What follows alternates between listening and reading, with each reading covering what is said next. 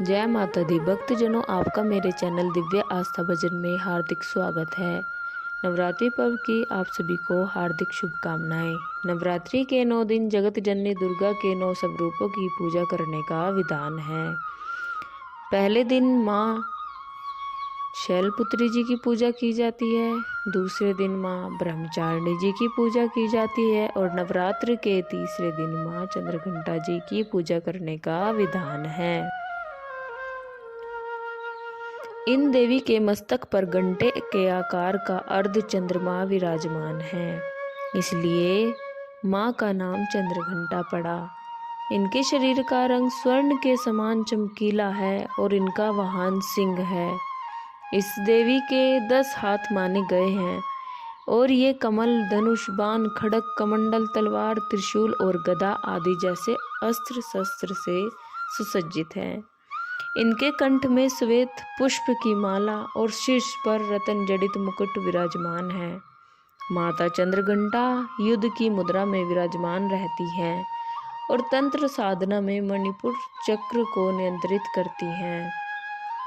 माना जाता है कि देवी के इस रूप की पूजा करने से मन को अलौकिक शांति प्राप्त होती है और इससे न केवल इस लोक में अपितु परलोक में भी परम कल्याण की प्राप्ति होती है।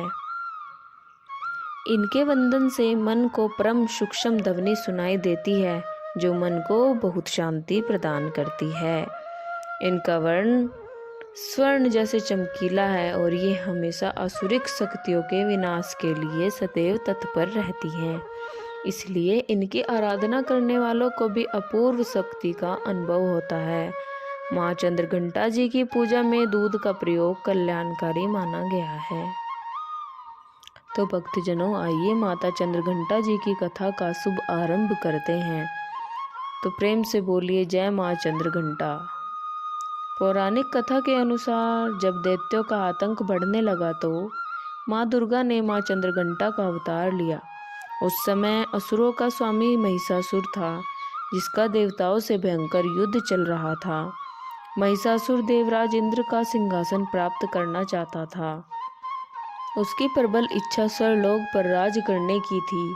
उसकी इस इच्छा को जानकर सभी देवता परेशान हो गए और इस समस्या से निकलने का उपाय जानने के लिए भगवान ब्रह्मा, विष्णु और महेश के सामने उपस्थित हुए। देवताओं की इस बात को गंभीरता से सुनने के बाद तीनों को ही क्रोध आया। क्रोध के कारण तीनों के मुख से जो ऊर्जा उत्पन्न हुई, उससे एक देवी अवतरित हुई, जिन्हें भगवान शंकर ने अपना त्रिशूल और भगवान विष्णु ने चक्र प्रदान किया।